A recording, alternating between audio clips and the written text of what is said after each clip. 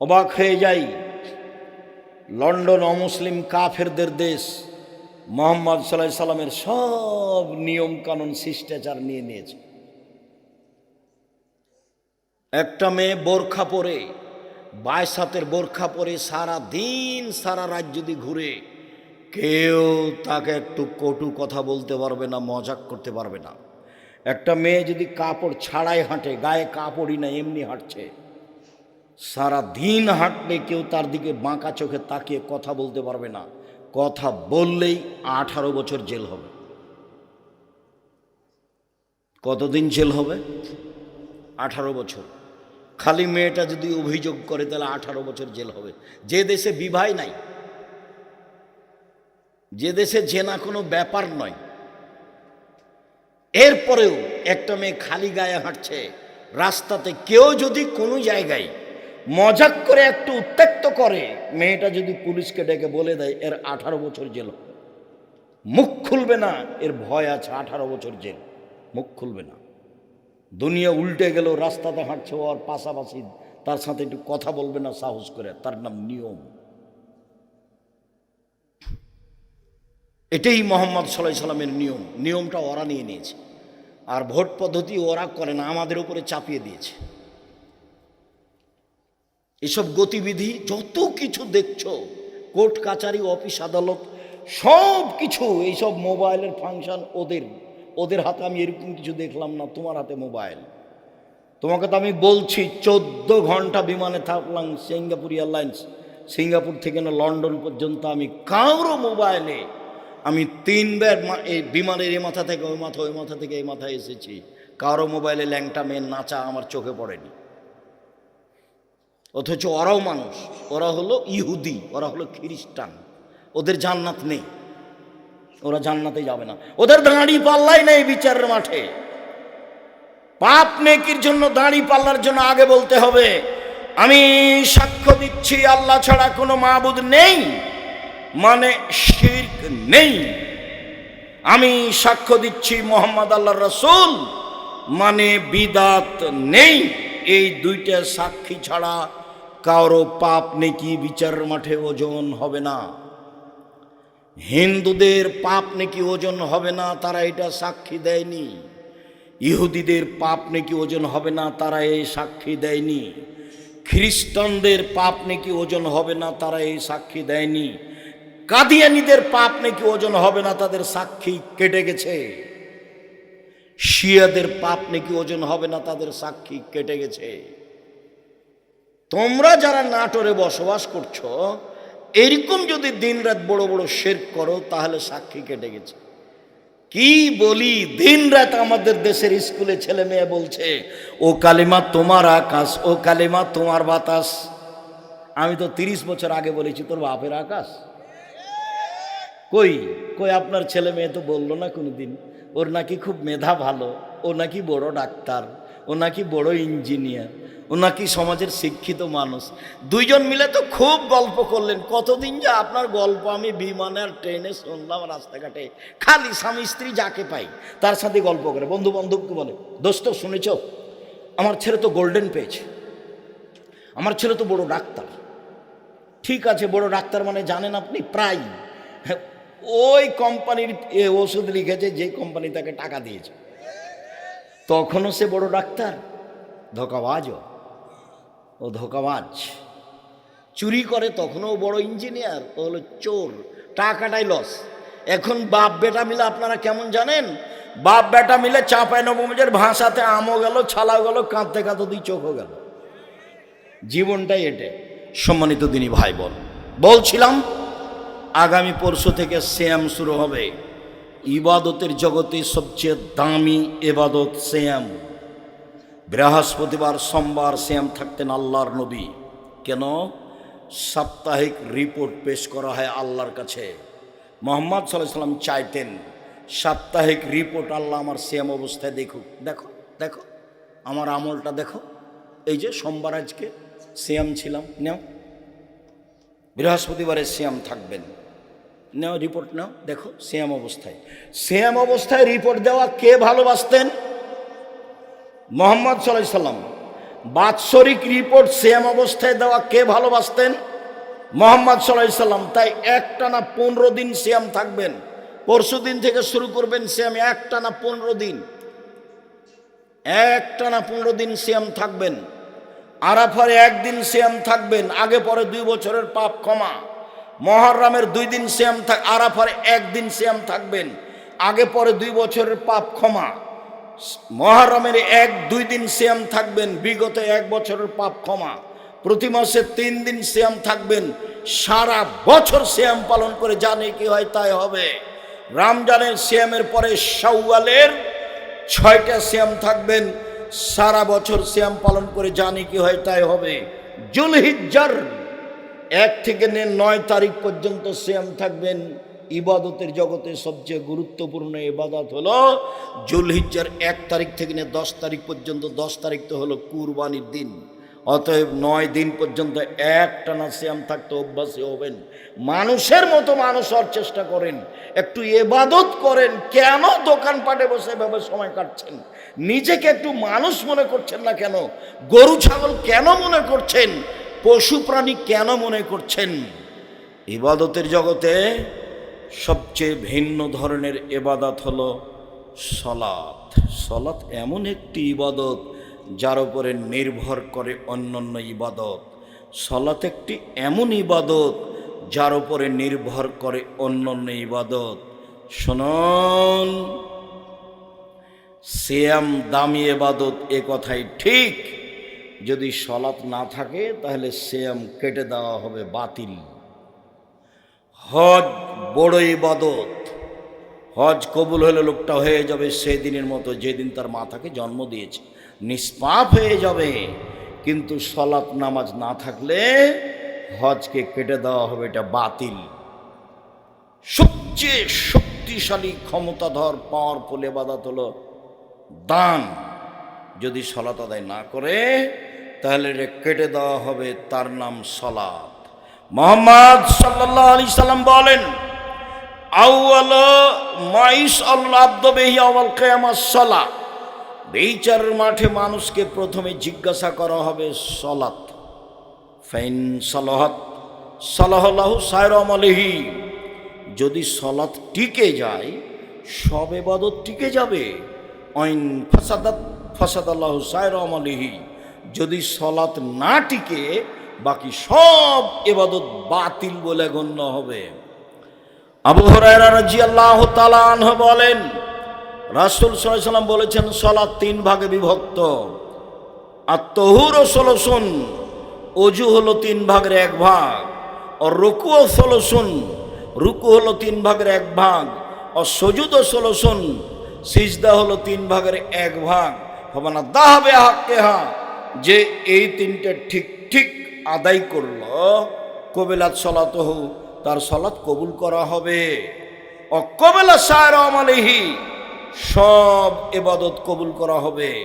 আইন রুদ্দাত আলাইহি সালাতুহু, যদি সালাত তার বাতিল করা হয়, রুদ্দা আলাইহি সায়রা আমালিহি, সব আমল বাতিল।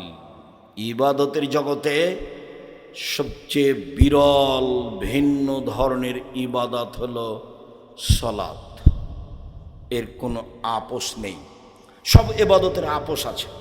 যেমন হজ এবছর করব না, সামনে বছর করব, ঠিক আছে করেন, কোনো সমস্যা নেই, করলেই হলো, এই যে আপোষ। যাকাত 2 মাস আগেই দিব, দেন 1 মাস পরে দিব, দেন, এই যে আপোষ। সিয়াম রমজান, শরীরটা আজকে ভালো লাগছে না, কেমন কেমন লাগছে, ছেড়ে দেন, আর একদিন থাকেন, এই যে আপোষ। সালাত এরকম নয়। সালাত এমন একটা ইবাদত যা মানুষের সাথে আপোষ করে না। অজু করে সালাত আদায় করতে হয়, পানি নেই। তায়াম্মুম করে সালাত আদায় করতে হবে, মাটি নেই। অজু তায়াম্মুম ছাড়াই সালাত আদায় করতে হবে। কেবলার দিকে মুখ করে সালাত আদায় করতে হয়, কেবলা বোঝা যায় না, কেবলা ছাড়াই সালাত আদায় করতে হবে। দাঁড়িয়ে সালাত আদায় করতে হয়, দাঁড়িয়ে থাকা যায় না। বসে থেকে সালাত আদায় করতে হবে, বসে থাকা যায় না। শুয়ে থেকে সালাত আদায় করতে হবে, পরিষ্কার কাপড় পরে সালাত আদায় করতে হয়। পরিষ্কার কাপড় নেই, যেই কাপড়ে পেশাব পায়খানা লেগে আছে সেই কাপড় পরেই সালাত আদায় করতে হবে। পরিষ্কার ও অপরিষ্কার কোনো কাপড়ই নেই, আপনি কারণবশত উলঙ্গ হয়ে আছেন, এই উলঙ্গ অবস্থাতেই সালাত আদায় করতে হবে, করতেই হবে। মানুষের সাথে আপোষ করে না সালাত। গাড়িতে উঠে আছেন, ঠেলে ঠেল মানে না, শিকল ধরে আছেন, সালাতের টাইম পার হয়ে যাচ্ছে, এই অবস্থায় সালাত আদায় করতে হবে। পৃথিবীর এক ব্যতিক্রম ভিন্ন ধরনের বিরল ইবাদত সালাত। সম্মানিত দিনী ভাই বোন, এই কারণে ইমাম আহমদ ইবনে হাম্বল রাহিমাহুল্লাহ বলেছেন, অলসতা করে কেউ যদি সালাত ছেড়ে দেয় তাহলে তাকে জবে করতে হবে, হত্যা করতে হবে। ইমাম আবু হানিফা রাহিমাহুল্লাহ বলেছেন, কেউ যদি অলসতা করে সালাত ছেড়ে দেয়, সালাত ছেড়ে দেয়, তাহলে তাকে জেলখানায় বন্দি করে পিটিয়ে সালাত আদায় করাতে হবে। আরবি বিদ্বানেরা বলছেন এখন যে স্বামী সালাত আদায় করে, স্ত্রী করে না, স্ত্রী করে স্বামী করে না, তাহলে বিভাগ কেটে গেছে।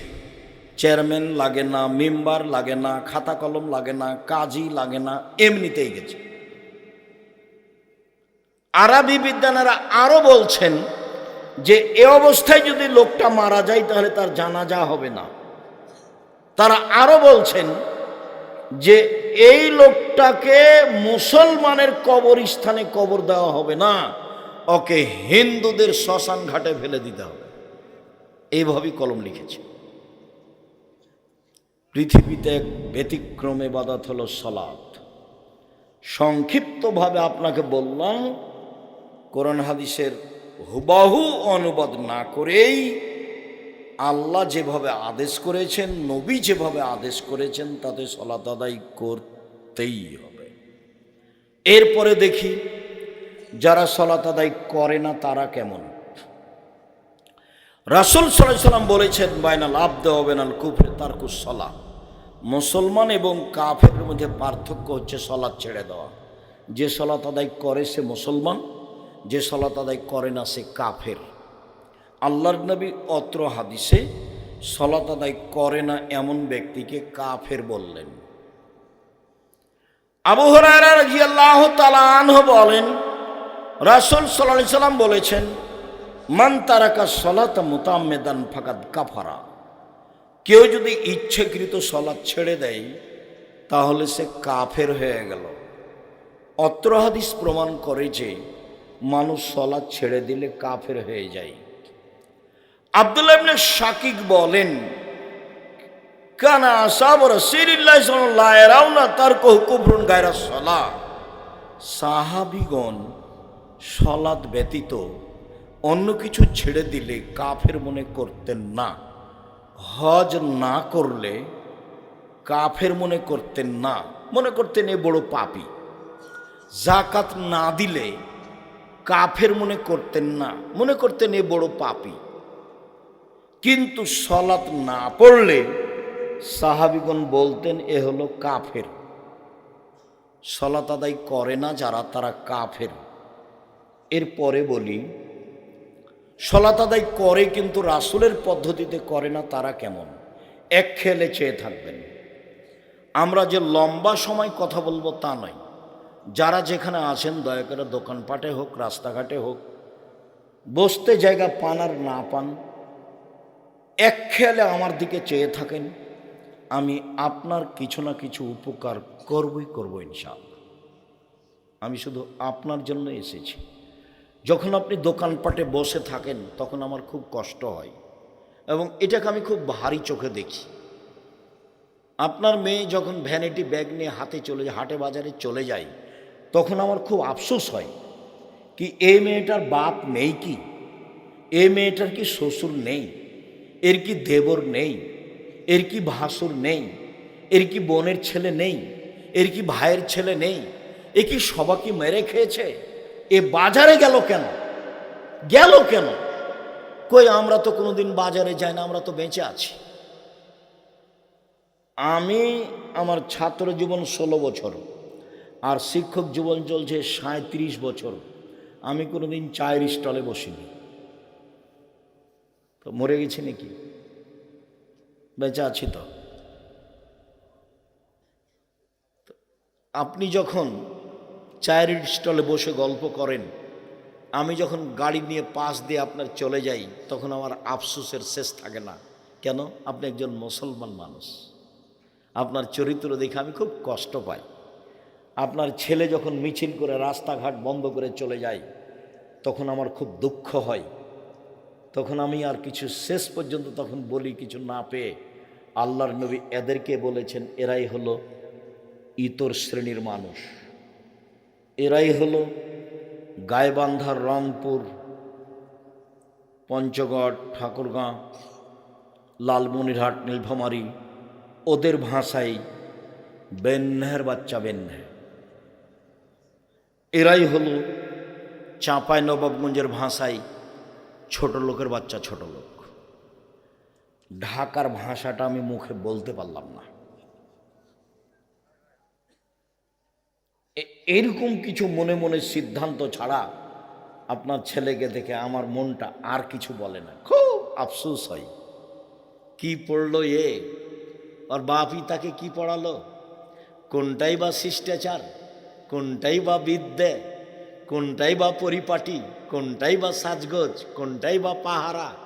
এই ছেলে মায়ের কাজ কয়টা গো? 1 বিদ্যে, 2 শিষ্টাচার, 3 পরিপাটি সাজগোজ করে রাখা, 4 পাহারাদার। কোনটা করেছে তোমার মা? তোমার চুলটা শুধু ওপর দিকে আছে, ছাতা হে সব এদিকে চাঁচা আছে। এইটা কোন সাজগোজ বলো তো দেখি? তোমার মা আছে? তোমার মাকে দেখো। আমি আফসোস করে বলছি, তোমার মা, এটা আমি বিশ্বাস করি, কিন্তু আমার মনটা চাই যে তুমি চাচি বলে ডাকবা। তোমার মাকে বলবা চাচি, তোমার মা যদি বলে একই কথা, তখন তুমি বলবা আম্মা দুঃখিত, কি আর বলি, আপনাকে চাচি বলতে আব্দুর রাজাক বিন ইউসুফ বলেছে। কেন? যে আমার মাথার চুল এরকম হয়ে আছে সেই জন্য। কেন? যেমন প্যান্টটা টাকনোর নিচে আছে সেই জন্য। এই যে আমার বোন নখ বড় করে রেখেছে সেই জন্য। দেখেন, আপুকে ডাকেন, তুমি বলবে তোমার আম্মাকে, আপুকে ডাকেন, আপুকে ডাকেন, দেখেন আপুর নখটা কি হয়ে আছে, বড় হয়ে আছে। নখে কি আছে? নেইল পালিশ আছে। ও তো ইহুদি খ্রিস্টানদের পতিতালয়ের মেয়েদের বৈশিষ্ট্য। ইহুদি খ্রিস্টানদের পতিতালয়ের মেয়েদের বৈশিষ্ট্য, ভরু তোলে চিকন করা আছে। তুমি বলো তোমার মাকে যে আপুকে ডাকেন। আপনাকে যদি মা বলে ডাকি তো গুনাহ হবে। আপনাকে যদি আম্মা বলে ডাকি তাহলে কি হবে? গুনাহ হবে, যে আপনি তো মা নন।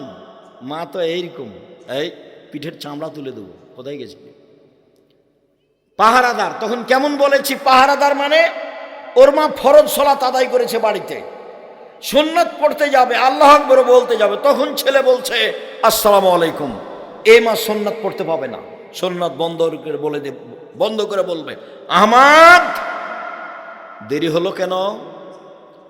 20 মিনিট এশার সালাতের পরে মসজিদ থেকে আসতে দেরি হলো কেন? এইটা তল্লাশি চালানো মায়ের ফরজ, আর এই সুন্নাত পড়া মায়ের জন্য সুন্নাত। আপনি এখন বলেন মা সুন্নাত বাদ দিয়ে ছেলের তল্লাশি চালাবে না সুন্নাত পড়বে? সুন্নাত পড়তে পাবে না। কি করবে মা? তল্লাশি চালাবে। কেন? মা কাকে বলে? পাহারাদার, স্টিল পাহারাদার। এ কথা আমি বলিনি, দেখো এটা মুহাম্মদ সাল্লাল্লাহু আলাইহি ওয়াসাল্লাম বলেছেন। তোমার মা দায়িত্ব পালন করে না, তুমি একটু সহযোগিতা করো তোমার মায়ের দায়িত্ব পালনের। তুমিও সন্তান। আমি যতবারই বলি তুমি তোমার মাকে খালা বলে ডাকো, এটা মানাবে না, তুমি তোমার মাকে আম্মা বলেই ডাকো। আমি দুঃখে বলেছি, আফসোস করে আমার আফসোস হয়। সব আফসোসটা তোমার বাপের ওপরে, তোমার মায়ের ওপরে হয়। সম্মানিত দিনী ভাই বোন, আল্লাহ তাআলা বলেন ফাওয়াইলুল লিল মুসাল্লিন, যারা সালাত আদায় করে ঠিকঠাক সুন্দর করে না, ওদের জন্য অয়েল নামক জাহান্নাম সুনিশ্চিত। ওরা সালাত আদায় করেও জাহান্নামে যাবে। রাসূল সাল্লাল্লাহু আলাইহি সাল্লাম বলেন, যে ব্যক্তি ঠিক মতো সালাত আদায় করলো, বিচারের মাঠে তার জন্য সালাত আলো হবে, বাঁচার মাধ্যম হবে। যদি সময় মতো রুকু সিজদা ভালো করে সালাত আদায় না করে, তাহলে সে বিচারের মাঠে ফেরাউনের সাথে থাকবে।